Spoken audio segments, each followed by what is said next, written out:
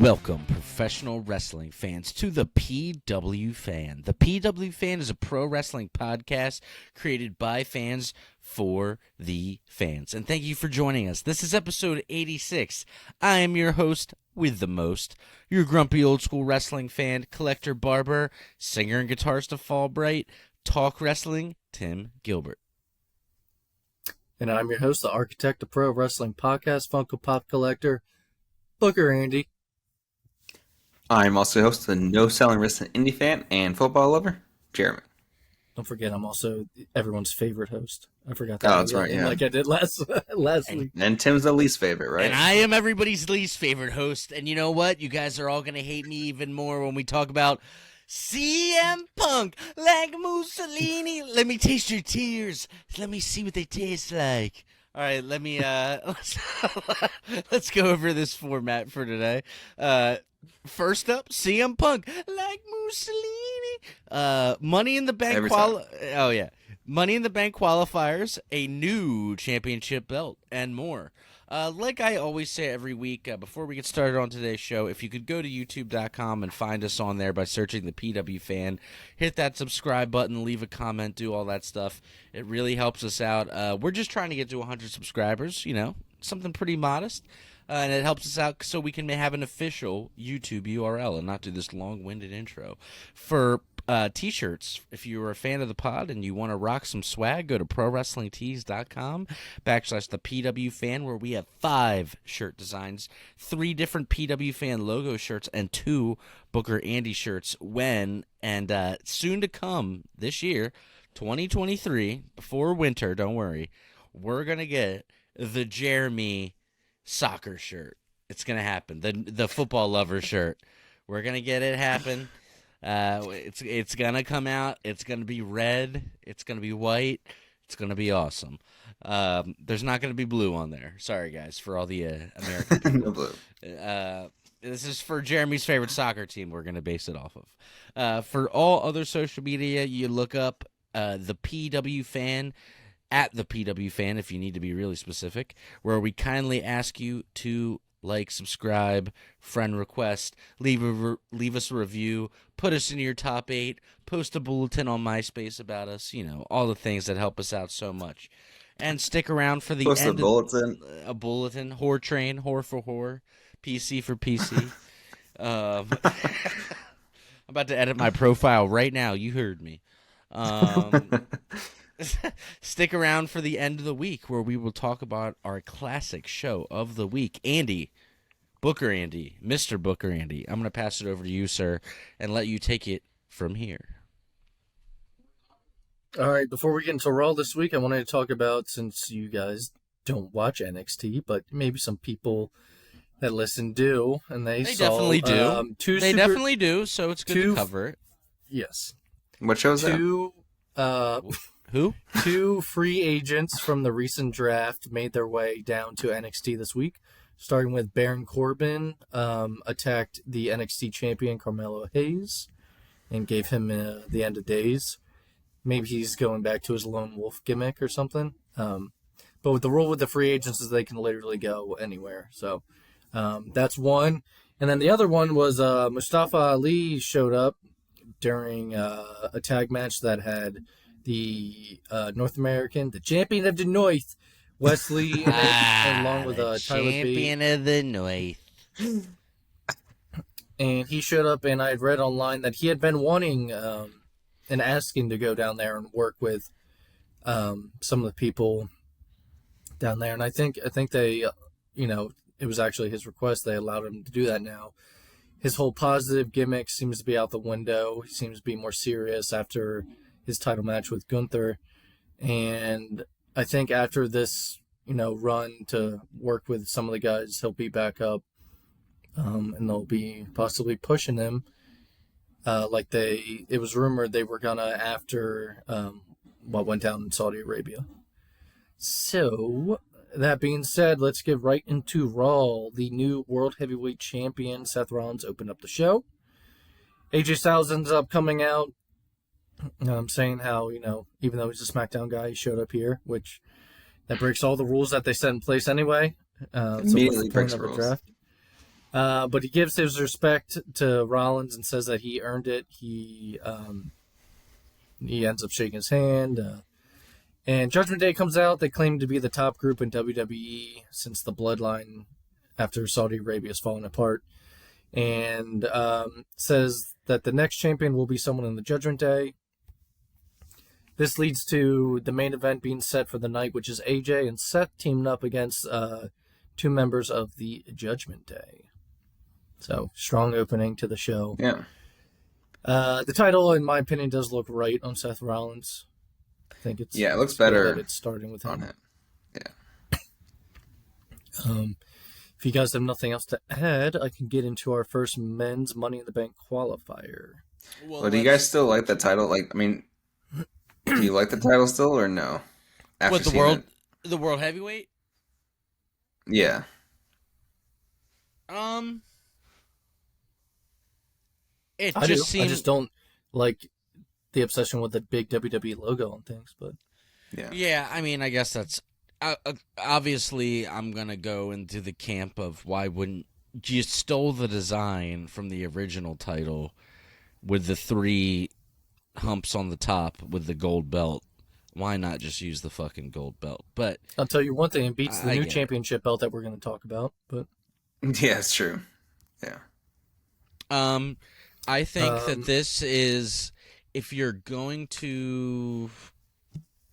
everybody's going to plant their feet in the sand and say, I don't like this belt, and WWE are saying, well, we're going to do this belt, but we're going to do it our way, I think what Rollins has is probably best case scenario.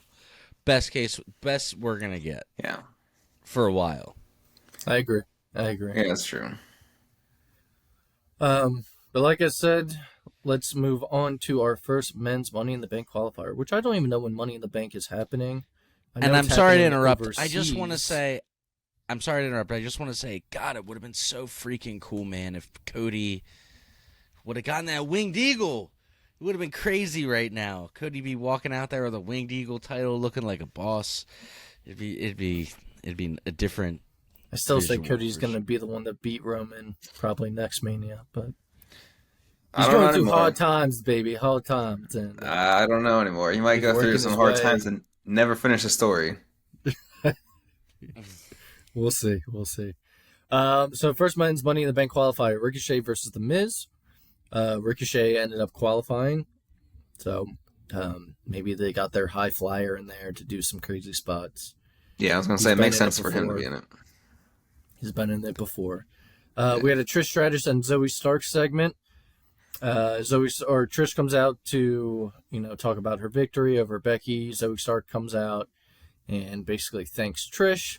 Becky ends up coming out, and Becky takes out Zoe and goes after Trish, but Trish and Zoe end up taking out Becky afterwards. So it looks like we all thought this feud is not over yet. We had a Kevin Owens and Sami Zayn segment. Lately, all their segments have been hilarious, mainly because of Kevin Owens. He's been cracking me up personally lately. Imperium comes out, and KO kind of freaks out on Imperium. I forget what exactly was said, but I know he ends up, saying something along the lines of he wants to talk to the bald guy. He said the bald guy never talks, talking about Giovanni Vinci. Yeah. Didn't he say something like you can't just come out here with no music and all that? Yeah. He's always like, you're breaking all the rules. It's like, you can't just do that. You can't just... I don't know. It feels like they're letting them be themselves, which is like coming across, at least to me. Yeah, especially those two. Good. Yeah. I like it. We had a women's tag team championship match for the vacated women's tag team titles. It was Shotzi and Raquel Rodriguez versus Ronda and Shayna versus Bayley and Io Sky versus Sonya Deville and Chelsea Green. Your winners and new WWE Women's Tag Team Champions are Ronda Rousey and Shayna Baszler. I hate this. Yep. So Jeremy had something to add to it of talking about things backstage. Yeah, so what I saw going around kind of after this basically was that Ronda and Shayna were like doing basically what Sasha and Naomi did before, of like they want the belts, they wanted to change how the division's going, all that, and they were basically given the belts and said yes to. as opposed to Sasha and Naomi, who basically got told like to shut up and they don't need their ideas. It's because Ronda's a star. She's a real star. Ronda is a real wrestling. They spent a lot of money on her. So. They did spend a lot of money on her. But I mean, look at Sasha right now, or Mercedes now. I mean, I think once she debuts in AEW, well, yeah, all right. Well, just once she debuts in AEW, I think it will change things. Hopefully. I feel like that's going to happen. They keep talking about her. Look, they really are going to miss the boat if she doesn't, she's not at Forbidden Door. Yeah. Yeah. Oh, what's the easy storytelling? Saraya versus Mercedes Moné because of the neck injury. Just saying. But then Mercedes would kind of have to win. Andy just unleashed his most gnarly Baltimore accent a second ago. I don't know if anybody else just caught that. What'd I say? He's like, Mercedes Moné. Yeah, she's about to come down Baltimore, get a couple crabs. Dude, I'm not Bam Margera. I'm not Bam. You make me sound like fucking Bam. He's like, yeah, son, Mercedes Moné. We're going to go down and get some crabs on Blair Road and then go to Hereford High School. Blair Road. Holy shit. All right, let's move on. And he's like, anyways. JD McDonough had his singles debut against Dolph Ziggler. There was no winner. It was a double count out, mainly because JD just wanted to destroy Dolph Ziggler around the ring and stomp on his head on the steps and everything. I'll be honest, I didn't know Dolph Ziggler. I didn't know Dolph Ziggler was still there, still employed. No, he's always there to be used just to get other guys over. Yeah. Crossing my fingers, JD joins the Judgment Day. Yeah. All right, we have a Cody Rhodes segment, and basically the fallout of it was he challenges Brock to, what we all thought, probably the rubber match, unless they want to extend the feuds to the AEW 5. But, yeah, I'd say, do you think it's going to happen at Money in the Bank, though, or do you think it'll happen at SummerSlam? I feel like Money in the Bank's pretty big. Like that's like one of their. They're doing it overseas, right? In London. Yeah, that's true. So, I think they did. I saw something like they were floating an idea of a dog collar match, and they said no to it. Brock said no. Yeah, Brock. Not they. Well, Can you picture Brock Lesnar putting on a dog collar? No, he would immediately break it. He's like, I don't think Brock, though, is seeing the potential of how insane he's not. It could be, because picture Brock with a dog collar on, so whoever's on the other end is fucked, right? So why doesn't Brock just, put it on, and then he grabs that chain, and he just starts He could just break it and just beats the shit out of it. Or he, for half the match, dude, check out some Booker Tim right here. You got half the match where he's just throwing the guy on the dog collar. The guy's just bumping around for him like crazy, like front flipping, and Brock's whipping him around the ring by the dog collar chain, and then Brock snaps the chain, and halfway, 75% through the match, and then they just go to town. And Cody knows how to work a dog collar match. He's had a couple. Yeah, he's had a few. But I think if Brock was like, I'll do the dog collar match, but the first 15 minutes, or that's a long match, goddamn. But the first, it's weird, in wrestling time, 10 minutes is long. So the first 10 minutes, he's just throwing Cody. He's just taking the chain, and he's just whoa. And Cody's just he's a cowboy. Why not do the bull rope match? Yeah. Yeah.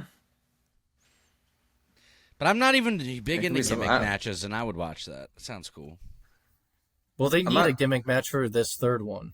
Yeah, I'm not sure what they're going to do, though. They're not going to do a cage or anything like that, but I don't know what else they can do.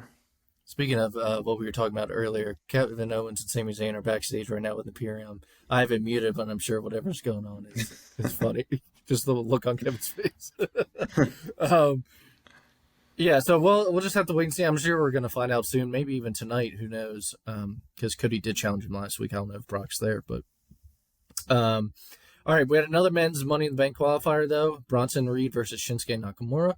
And winner was Shinsuke. I thought they really were going to push Bronson Reed, but Shinsuke ended up qualifying. So right now we have Ricochet and Shinsuke Nakamura qualifying on the Raw side. But I believe, there's 6 in men's Money in the Bank, so there's going to be 3 and 3? Yeah. Okay. And then our main event was AJ Styles and Seth Rollins versus Damian Priest and Finn Balor. Winners were AJ Styles and Seth Rollins, as it should be. I don't know if you all saw the clip. Seth Rollins and Rhea Ripley mimicked the old Shawn Michaels spot with Melina, I guess. Yeah, that was pretty cool. He pops out of the ring and puts his arm around her, and she realizes who it is and freaks out. But yeah, so that wraps up Raw. If you guys don't have anything to add, we can get into Dynamite. Yeah.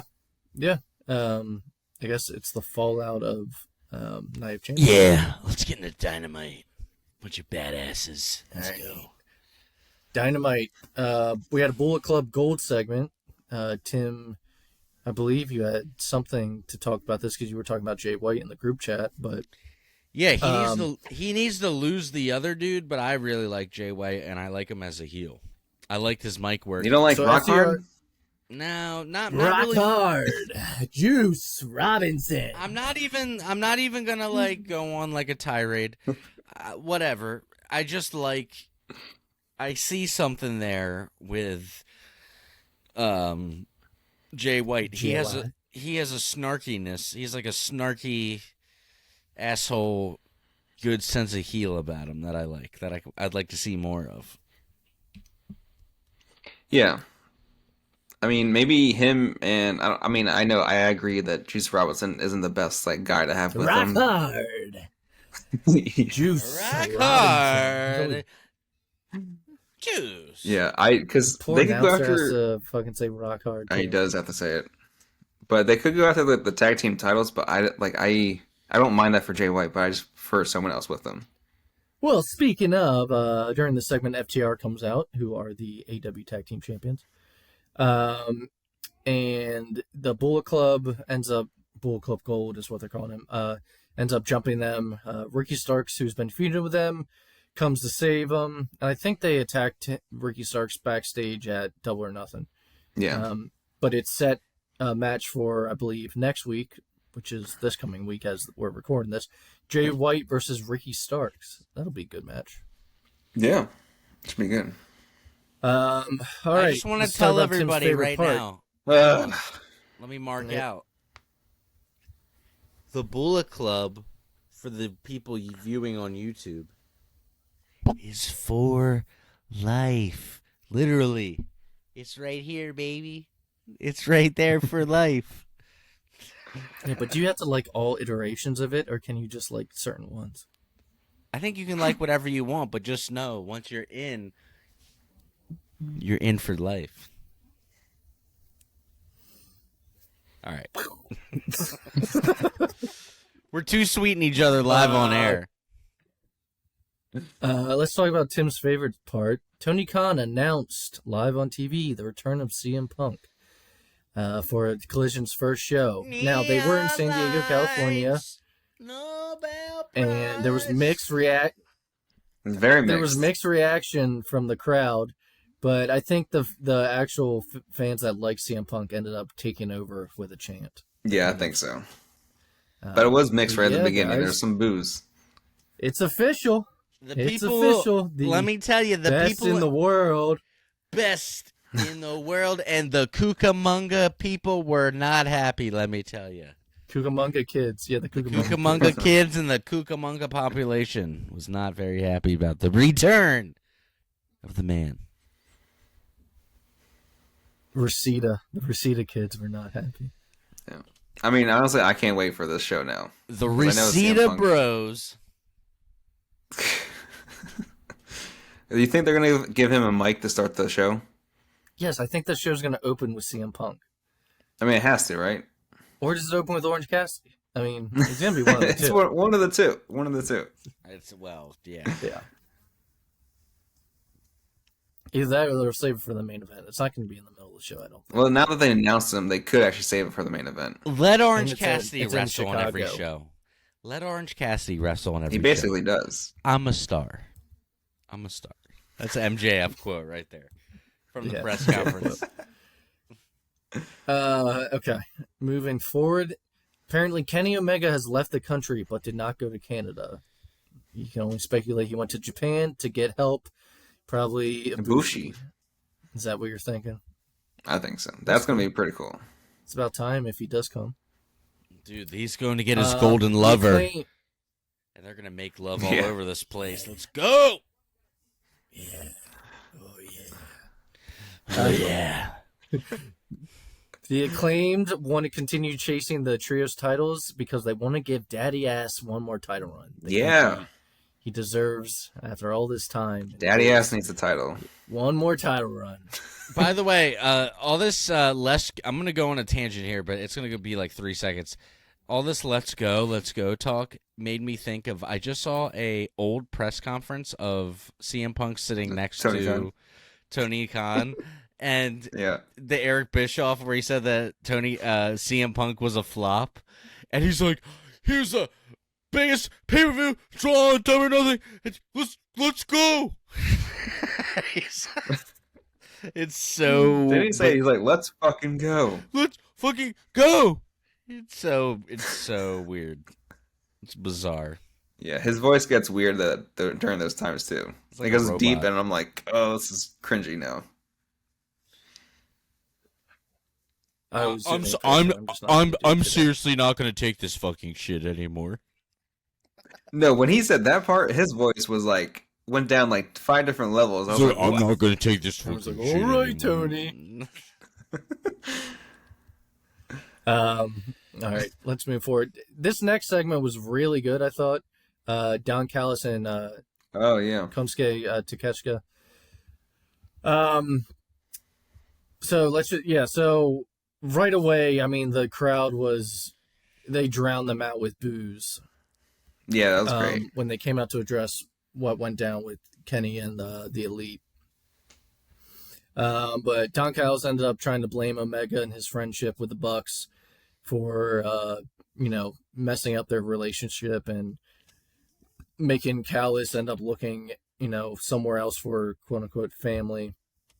But as the boos were going, one of his quotes were, "I sincerely hope those boos are for Kenny Omega. I am the real victim here." And then right after that, he ended up taking credit for a bunch of Kenny's accomplishments. But yeah, the family that he was looking for, he found in Takeshita, and started claiming that he was better than all these Japanese legends and better than Kenny Omega. What else? He said, "Maybe I lost a nephew, but I gained a son." Yeah, that was a good line.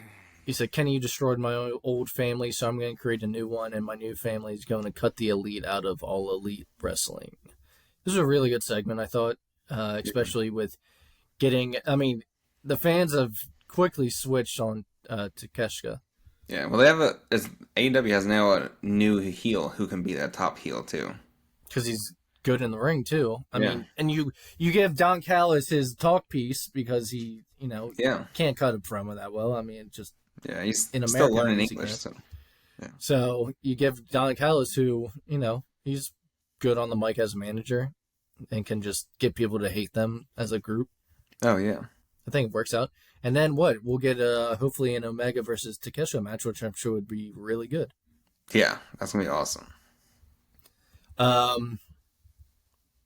So then Jungle Boy would end up saving Hook from Jalistico and Preston Vance, who used to be known as 10. Jungle Boy sucks. Oh my god, it's crazy. He's like my least favorite AEW person right now. I guess they're getting I think so too. Jungle Hook back together? Oh no. Poor Hook. Yeah. The Jungle Hook. I like Hook, and I'm just like, when they paired up, I really thought that Jungle Boy was going to turn on him for a second in the ring, and then as soon as it ended, I was like, ugh, I don't want to see this. I'm sorry, and I'm not. No. I know I'm gonna come off as a dick, but like, it's like, bruh. Jungle Boy on the mic just bores me to death. Yeah, he hasn't, like, when he first started in AEW, I was like, all right, this guy's like, what, he was like 23 or 24, whatever it was. I kind of like the Jurassic Express, but like... Yeah, but then he's still kind of the same character. Yeah, Like, he hasn't done anything. Jungle Boy fucking sucks. You suck, bro. You suck. Does nothing for me. Yeah. All right, Chris Statlander defeated Nyla Rose in her first title defense. And then our main event, which fucking sucked, dude. This feud sucks. Adam Cole and Britt Baker versus Chris Jericho and Saraya. Yeah. Winners were Adam Cole and Britt Baker. This should have ended at Double or Nothing. I wrote down, please end this feud. Please, and God, just move no. Adam Cole No on to more, MJF. God, please. I don't Move even know. MJF, move Adam Cole onto MJF. Something, dude. Yeah, I was gonna say I don't even know who it is. Like, is it like MJF? Or not MJF? Chris Jericho? Like the feud? Probably. Because I'm like, Adam Cole just used give to be Jericho awesome. something different to do. Like, Yeah, look, the program didn't hit the way that they wanted it. Just admit it and fucking move on, dude. Yeah, Don't be exactly. like, maybe this will work. No, this shit sucked. You had Easy Tim. the NXT champion from the black and gold era, and you blew it. You fucking blew it.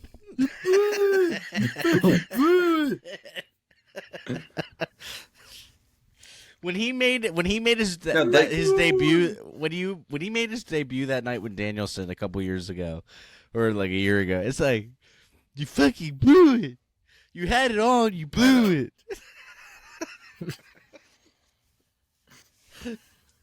That was Please literally move on. like, End this feud.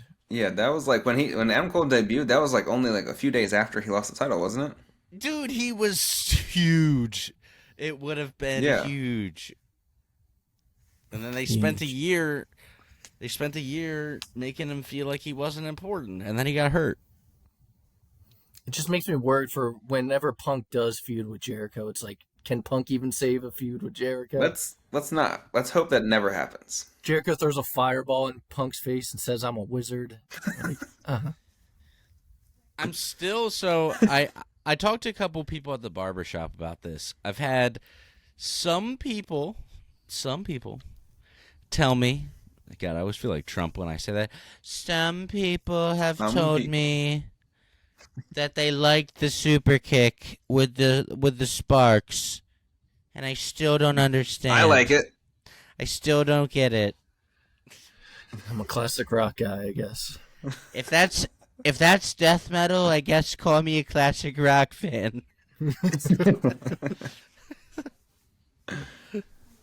fucking to each their own, man. I gotta tell myself sometimes to each their own. No, because that's the I thing. don't think I don't think anyone likes this feud. All right, No one likes anyone this. likes Adam Cole and Chris Jericho. I do want to say, because sometimes, look, we have a lot of fun on the show. I mean, look, when I say I don't like something, I do mean it.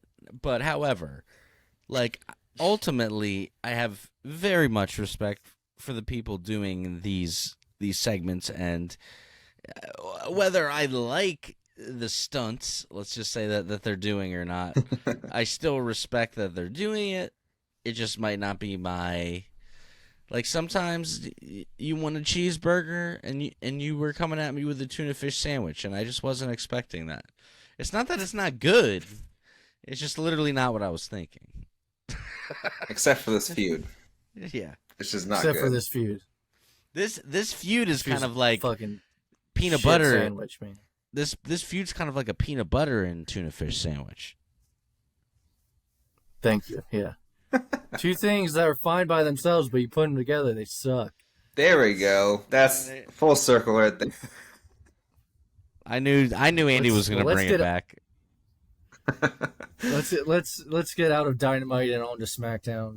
SmackDown was a good show, I thought, for the most part. Austin Theory opened up the show. He put over Roman Reigns' title reign, as well as his own run. The whole theme of the show was revolving around Roman Reigns being champion for over 1,000 days. He brings out Pretty Deadly, who I guess he seems to like, and this leads to the Brawling Brutes versus Pretty Deadly and Austin Theory. Winners were Pretty Deadly and Austin Theory. They're good heels, if you haven't watched them or paid attention to them. Yes, boys. But hopefully they'll push them. You guys not a fan? Everyone hates them? Okay. The OC defeated Hit Row. I just haven't really seen that much of them. AJ Styles hit Flop Dollar with a flying forearm. Flop Dollar, that's the guy who can't jump.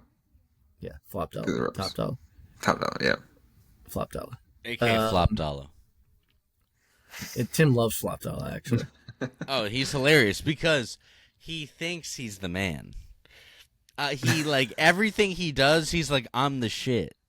But it's terrible. But it's hilarious because he's like, I think he talked shit to the Bucks about some shit like a little while ago. That's right. He's so funny, dude. Flop Dollar is one of the most underrated. The confidence is outrageous. That's what I'm saying. Like, he'll mess something up completely and then look around like, hell yeah. Yeah, I just did that. Yeah, that's right. Next, we had the Grayson Waller effect. He brought out the new Raw Women's Champion Asuka. Why is she on SmackDown? Are her and Bianca both on SmackDown, but they just haven't switched the belts yet? What are the rules for the draft? I don't know, but first off, weren't Bianca and Asuka on SmackDown? Didn't they get drafted to SmackDown? And they just have not switched these women's titles yet? Rhea Ripley still has the SmackDown title? It doesn't make any sense. I don't get it. I don't know. But Grayson Waller ends up saying it's only a matter of time before Bianca comes for Asuka's championship. Io Sky comes out. Her and Asuka have a back and forth in Japanese. I don't know what they're saying, but great. After you don't speak Japanese? Nope. And I was about to do an impression, and I decided not to. Oh, terrible. I need to hear it. And after they were done, Grayson Waller just looks at Asuka and says, "It's exactly what I was thinking." Or I couldn't say it better myself. Bayley comes out and translates, though, a little bit, basically, quote unquote, translates for EO. And says after we both qualified, one of us is winning that Money in the Bank ladder match. Shotzi ends up coming out. Lacey Evans, whose gimmick right now is like Sergeant Slaughter, which apparently has pissed off Sergeant Slaughter's daughter. And that's the whole thing now. And a lot of people don't like it. Yeah. Zelina Vega ends up coming out. Asuka moves to the top of the ramp, and Bianca comes out and attacks Asuka. So, yeah. So that feud's still going to go happen. Yeah. And it looks like all the women on SmackDown want to go for Asuka's title, at least. Yeah. So that would lead into the first women's Money in the Bank qualifying match, which was Zelina Vega versus Lacey Evans, and Zelina Vega would end up winning, which I was kind of surprised, but I guess I shouldn't be surprised. They are kind of making LWO at least on every show. Yeah. Sucks, Zelina Evans. You just can't. Also, Zelina Vega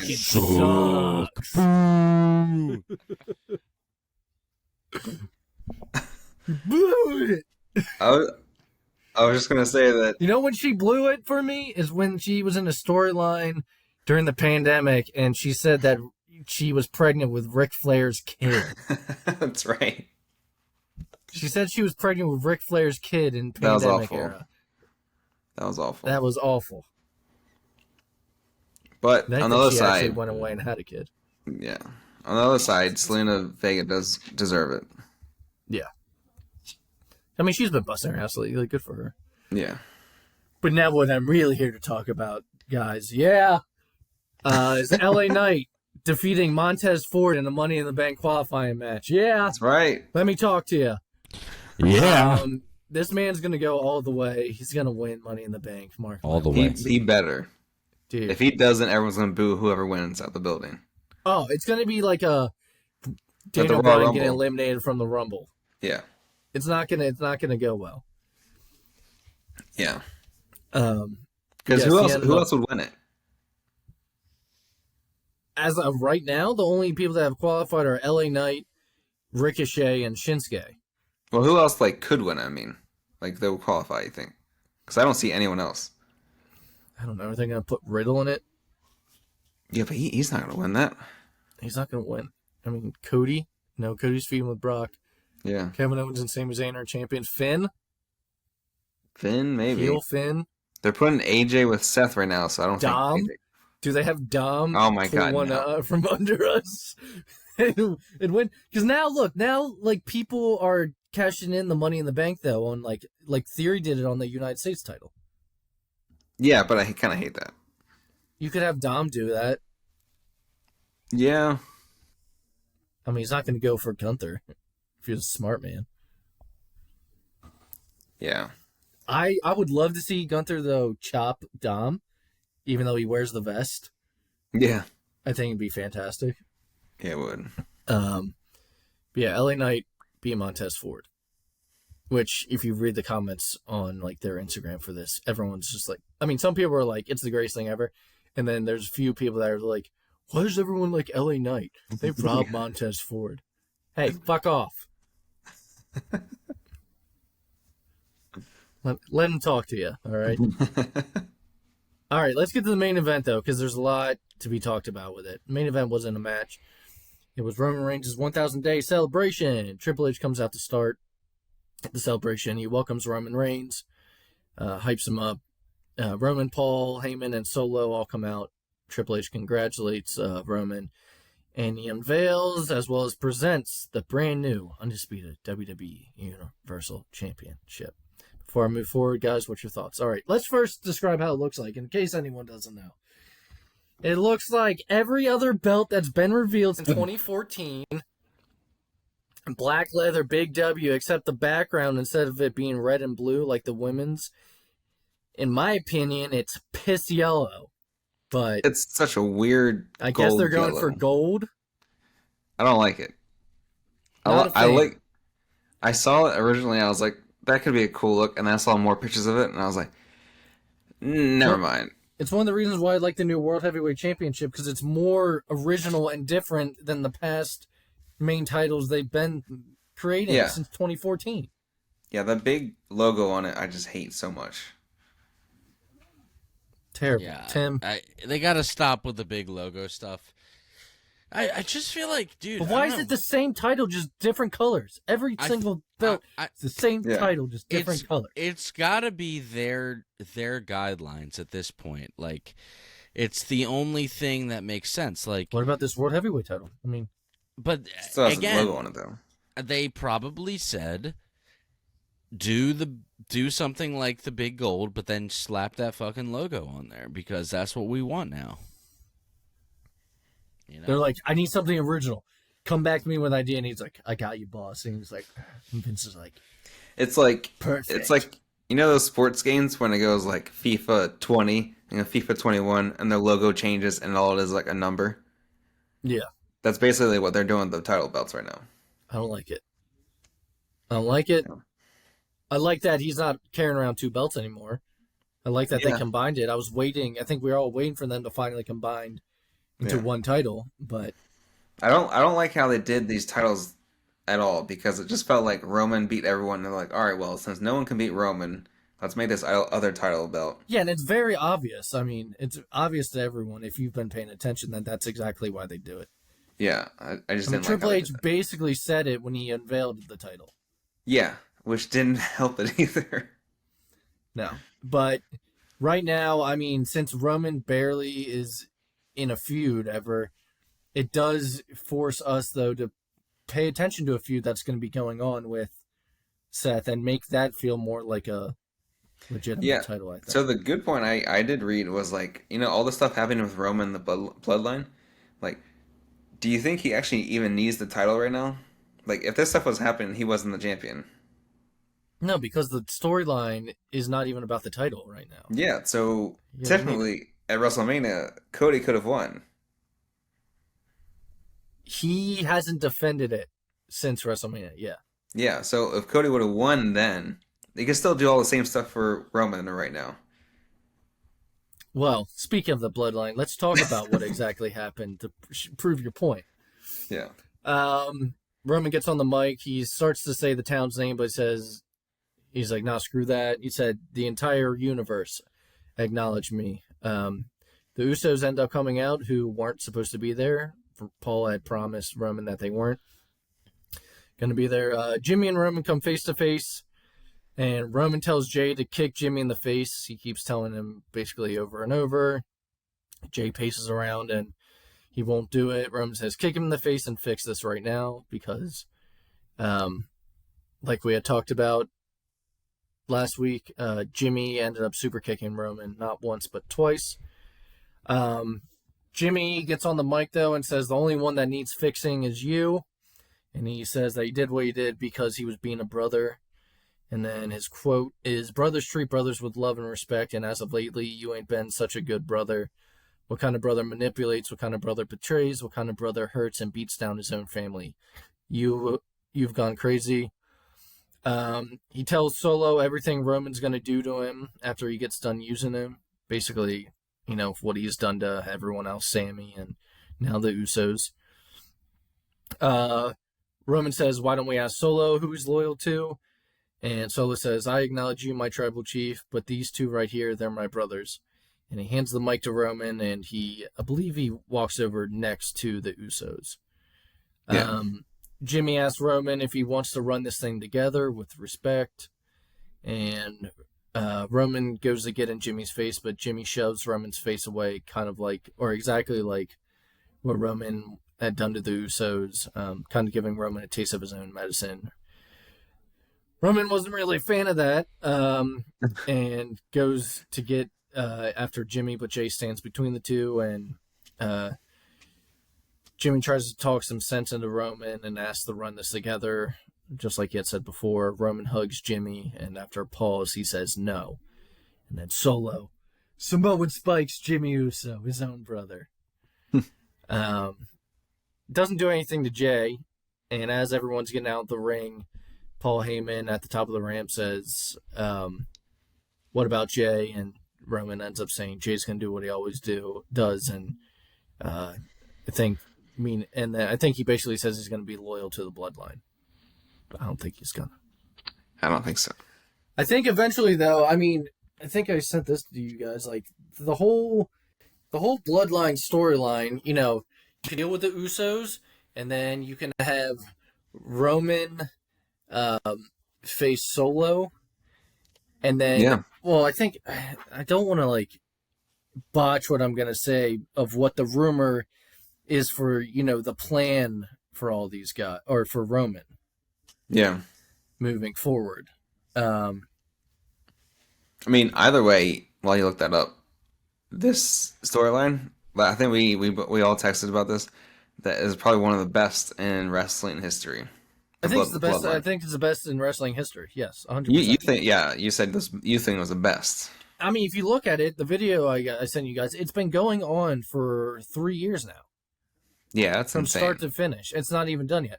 So what I was looking up, it was reported about what's supposed to happen and how it's supposed to end. This whole thing is supposed to end with Roman being the superhero babyface that the company has always wanted, that he's been groomed for. So the quote I'm reading is, the angle remains the focal point of the company, has plenty of twists and turns left. There is who Jey Uso sides with that can be dragged out, the inevitable Solo Sikoa and Roman feud, more with Roman and Cody way down the line, and in the end, the Reigns babyface turn in the role as the all-time legend, which it seems these past few years is grooming him to be, in the special attraction superhero babyface for the big shows. All the faces of the company always end up in that spot. Yeah. It's a matter of time before he's a superhero like Hogan and Cena. Right. It's just a matter of getting there. Yeah, and I think this bloodline story will just continue until that happens. Yeah. And then it's the overall greatest start to finish story ever in wrestling. Yeah. They got to finish it still, but I think it's on its way. That's long-term storytelling for you. That's very long term, yeah. I definitely think it's It's hard for me to say it's the best ever, but yeah, I mean, it's definitely up there, dude. Like, I can't. It's hard for me to think from a long term, even all the way back to the 80s. You know, like, what's a longer build up type thing than this? I mean, Hogan had some big stuff, but yeah, this has been kind Tim's of a thinking special. Sting and Hogan storyline. Yeah. The Crow Sting. That was a year long, but it didn't. The payoff wasn't what it should Payoff have been. was In bad. my This is paid off every single time something happens. yeah. It has. It's on a winning streak right now, guys. Now, Tim, I mentioned this in the group chat. You know, I think you kind of took a hiatus from WWE during the pandemic. I don't know if you saw really how the whole Bloodline stuff started with Roman feuding with Jay. Main event Jay. That's right. And Jimmy was hurt. No, right when him and Jay were feuding, and he like earned his respect or whatever, is when I kind of was like, dude, I can't watch this with no audience. Like, it's too brutal. It was rough. And then came back to it later. But yeah, I saw a little bit of how it started in the very, very beginning. I think you saw clips probably, and you knew kind of how it got there. But yeah, Jimmy was hurt at the time. But the story's great. It's far from over, I think. After Mania, what Roman said that if this was baseball, they're in the third inning at Mania. So what, are they in the fourth or fifth by now? I mean, Let me tell you, for anybody that's not familiar, there's 9 fucking innings in baseball. So apparently we're early. Apparently we're early on. As I wear Orioles gear head to toe. but that wraps up SmackDown. Real quickly, I want to talk about Rampage because it was an interesting Rampage if you paid attention to what the matches were. So all the matches were foreign titles or just not AEW titles. So we had Vikingo versus Dralistico versus Commander for the AAA Mega Championship. Winner was Vikingo. We had Zack Sabre Jr. versus Action Andretti for Zack Sabre Jr.'s NJPW World TV Championship. Winner was Zack Sabre Jr. We had Willow Nightingale versus Emi Sakura for Willow's NJPW Strong Women's Championship. Winner was Willow. And we had Shibata versus Lee Moriarty for Shibata's ROH Pure Championship. And Daniel Garcia would end up coming out afterwards, who Shibata, I believe, beat for that title. Or he beat Yuta. I don't know. That title went back and forth between Garcia and Yuta. It did, yeah. But it was just interesting, you know. They showcased a bunch of titles. Maybe this is what they should do for Battle of the Belts instead of like the same titles over and over. Just Yeah, I was just gonna say it was kind of a cool way to do a 1-hour show. yeah. But before we wrap up, I want to talk about 2 things, and that has to do with Forbidden Door. There were pretty much 2 matches I believe were announced. Already can't wait for this.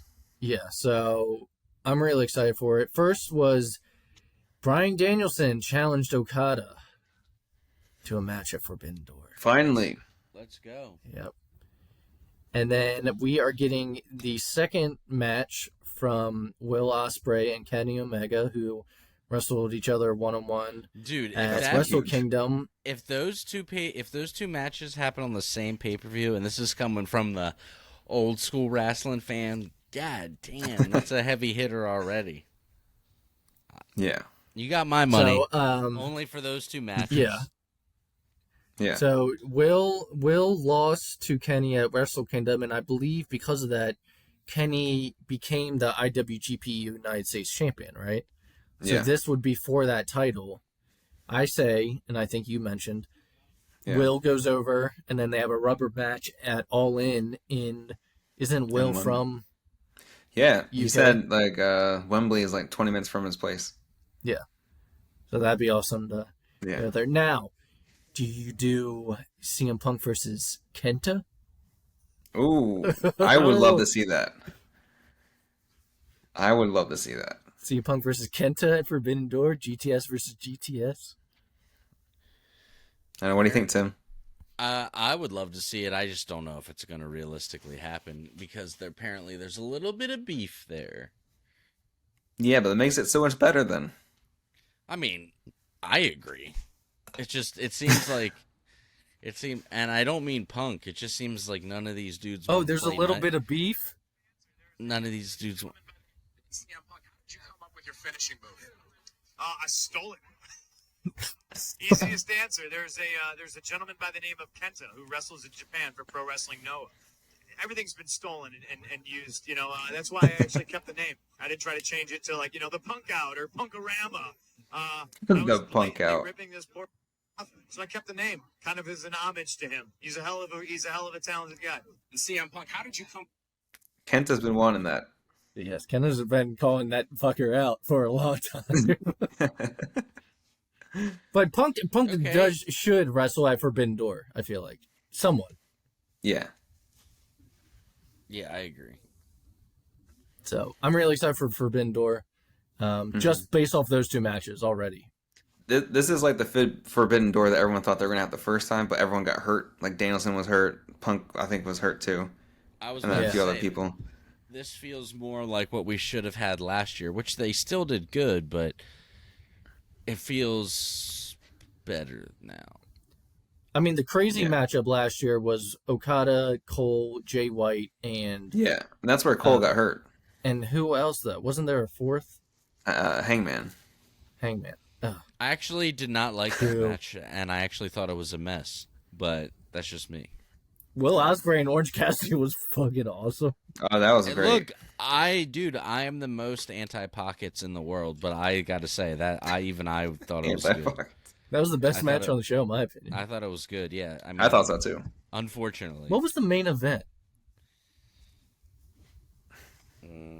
I can't remember. No, was it the four-way? Was it Moxley and Tanahashi? No. Or it was Moxley and someone, I thought, because Moxley was champ. Naito? It was Moxley and someone. Was it? It was Tanahashi. Was it? I think so, yeah. Door. Jamie's going to because he fought the Ace. Jamie, look that up. Oh, wow. It's fucking incredible. Jamie, look that up real quick for me if you don't mind. Wow. It was Moxley versus Tanahashi. Yep. Yeah, did you see that? Did you see that? Chimps are actually starting to fish with spears now. Yeah, it's fucking crazy. Have you ever done DMT? Yeah.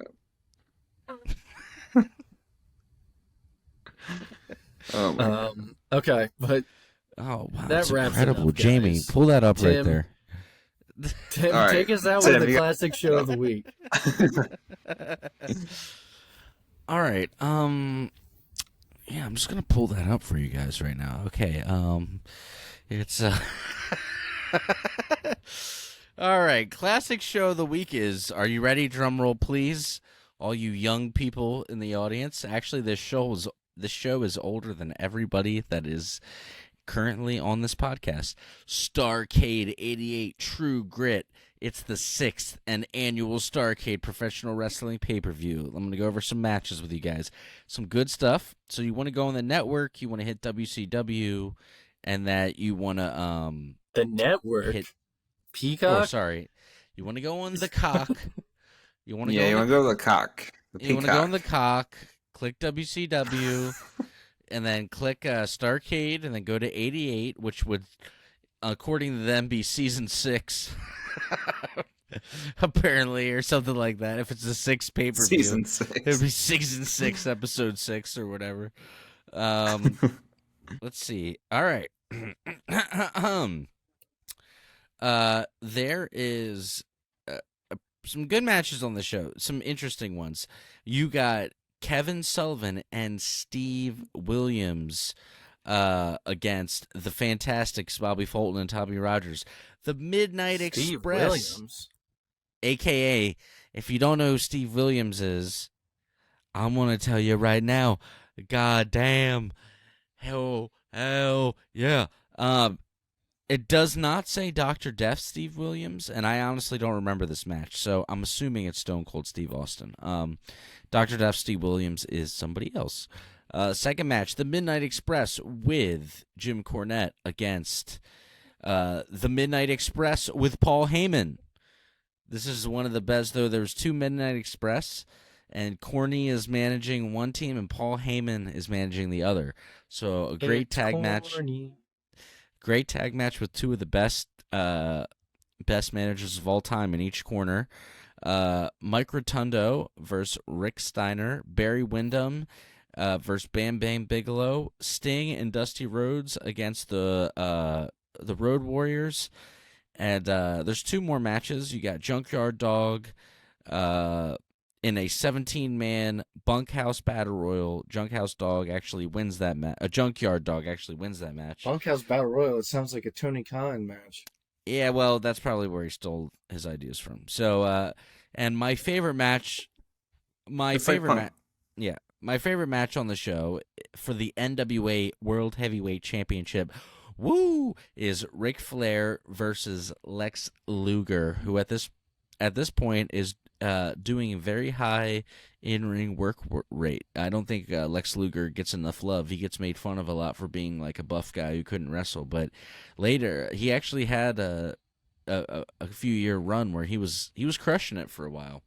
All right, so that's going to wrap up the episode. I do want to say next week, so this was episode 86. If you're listening on the first day it dropped, it's Tuesday right now. Next week on Tuesday. It's Tuesday, isn't it? Next week, episode. It's Tuesday, isn't it? It's Tuesday, isn't it? Sorry to our British. It's isn't it? It's isn't it? I saw one today that was like when British people see that unseasoned fish and beans on toast will be at the family function, and they're like all dancing. I'm sorry to our British listeners. I apologize. A little salt, a little pepper. You know what I'm saying? Come on, you guys got this. This a little something. But episode 87, right? That's next week. You guys got this. You guys got this. 87's next. A little cayenne pepper, a little Italian seasoning, a little oregano. So episode 87. Put some Old Bay on it. Put some Old Bay on it, boss. All right, hun, put some Old Bay on it. Episode 87 next week. We are gonna. It's not even out yet, and I already got the name. It's The Dark Side of the PW Fan, where we will be reviewing the first two episodes of the new season of Dark Side of the Ring. Shouldn't take us very long. You got the Chris Candido episode and the Marty Jannetty episode. So, yeah, should be very interesting. Chris Candido and Tammy Lynch. Or Tammy Stitch. Who, I wonder if they're gonna talk about her recent DUI stuff. I'm sure they will. But They do. Yeah, so it's going to be interesting for sure, but we will be back with reviews of those, and we will see you next week. Hey, I hope you all enjoyed episode 86. We had fun recording it. Hope you all had a great time listening. We'll see you next week, where we talk all things pro wrestling at the PW Van.